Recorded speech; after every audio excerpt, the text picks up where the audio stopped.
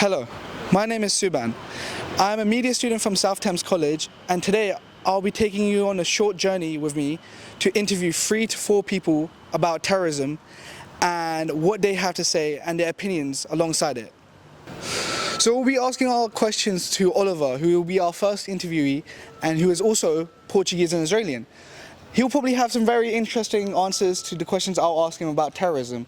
So let's go and see what he has to say. I'm gonna give you this extra mic so you can hold on to it and talk into it.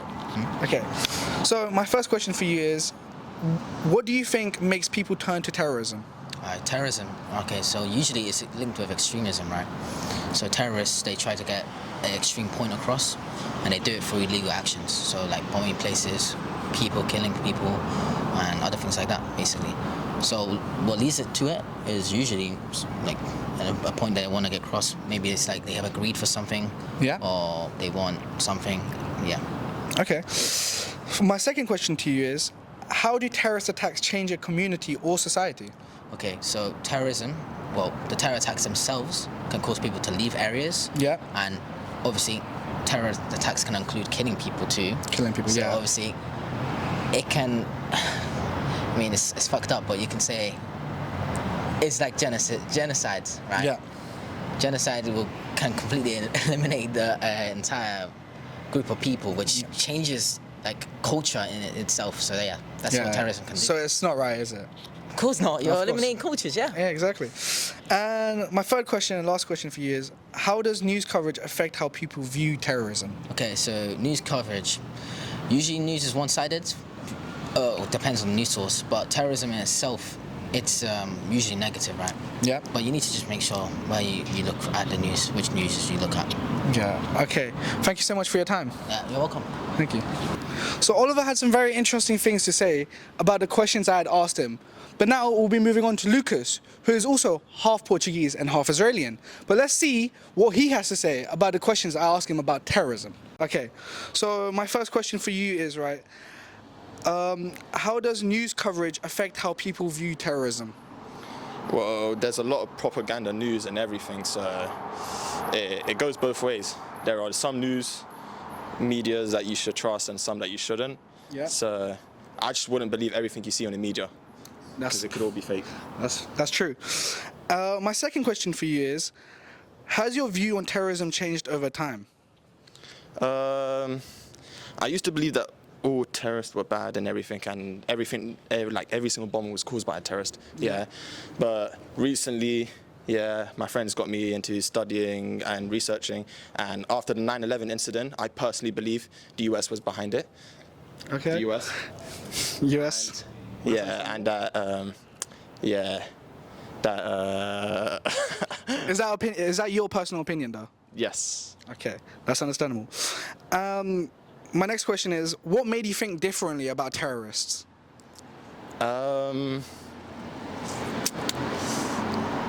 Probably the same thing, 9/11, because I always thought that every single incident that happened was caused by a terrorist.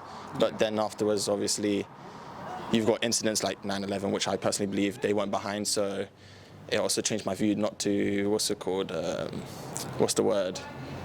objectify, isn't it? Yeah. Not objectify them as all terrorist people and all of that. Yeah, I get that. And for my final question is, do you think the best ways to stop terrorism, what do you think are the best ways to stop terrorism from happening? Honestly, hear them out.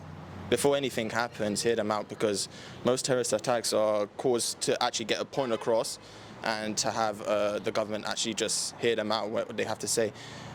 I mean, obviously we can't just do whatever they want, but find a solution before anything happens. Yeah. Okay, thank you so much for your time. Thank you. You're welcome, bro. So Lucas had some very unique points to say about the questions I had asked him. But now we'll be moving on to our final interviewee, Iman, who's very educated on terrorism, and she fully supports Palestine, and she's also Pakistani. So let's see what she has to say. First question for you is, what do you believe are the main root causes of terrorism in today's world? The main root causes of terrorism, I think, is people feeling oppressed or feeling marginalized, or maybe even like social inequality and economic hardship, because when people feel oppressed or when people feel like they're they don't belong, they might turn to resort to violence Yeah. and create terrorist groups and have extreme ideologies. Okay. And for my second question is, how do you think social media influences the spread of extremist ideologies and recruitment for terrorist groups?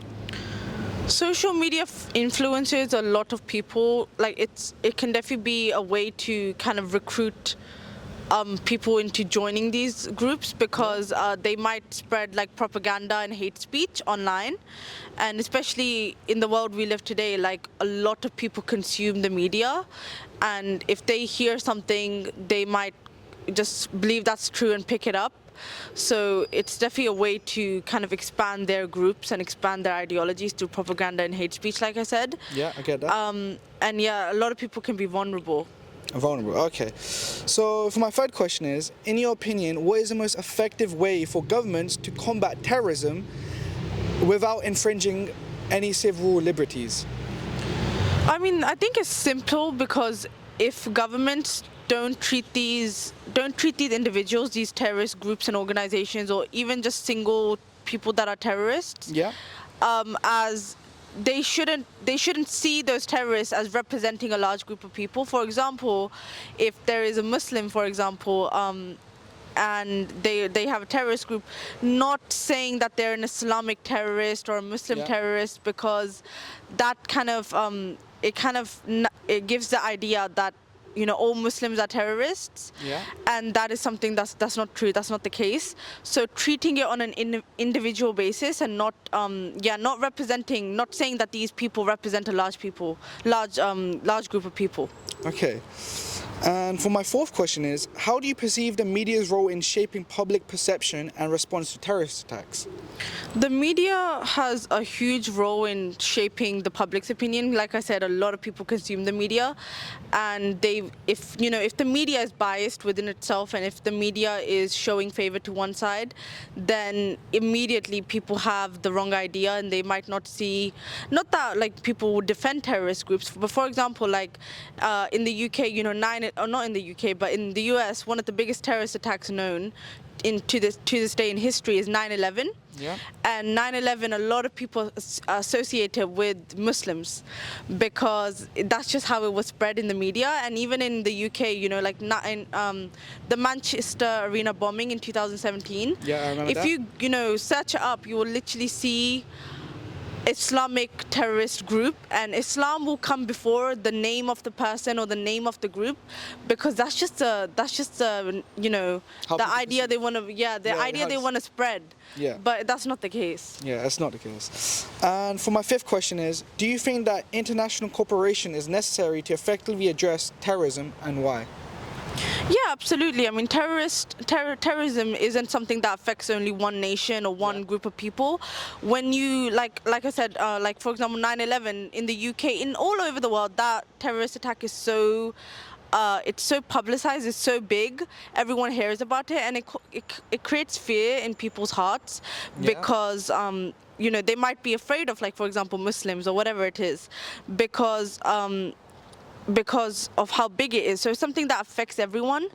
That's why it's necessary for internationally for everyone to recognize and punish suitably, because like I said, it doesn't affect one person, it affects everyone. So it's important that corporations work together to set out basic rules to say that this is right, this is wrong, and make sure that the people of the land, for example British citizens, know that we are doing something to combat terrorism, and that you are safe in this country. Safe.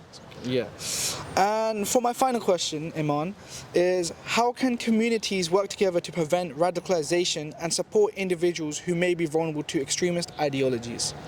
I mean, this one is also quite simple to me. I think it's educating people, educating everyone. If especially having diversity and educating, it just leads to people not having stereotypes of others. For example, me being quite an outward Muslim, like before you even look at me or know my name, or before you can even guess where I'm from, I'm a Muslim. I'm very outwardly Muslim. So if people don't have a stereotype that she's this, she's oppressed, she's a terrorist, God knows, people will accept you and not be fearful of you. And so it's important to educate and those people that do feel marginalized and radicalized, they won't feel radicalized. If people are educated and learn how to accept other cultures and other customs and norms, then people won't feel marginalized and people won't feel like they don't belong, and they won't turn to these extremist ways. Okay, thank you so much for your time. Thank you. Thank you. So let's wrap this up now. All three interviewees had their own opinions to say about terrorism and war. Thank you so much for watching this short documentary about me trying to raise awareness for Palestine, Israel, and all the bombings happening around the world. أستغفر الله إن الله غفور رحيم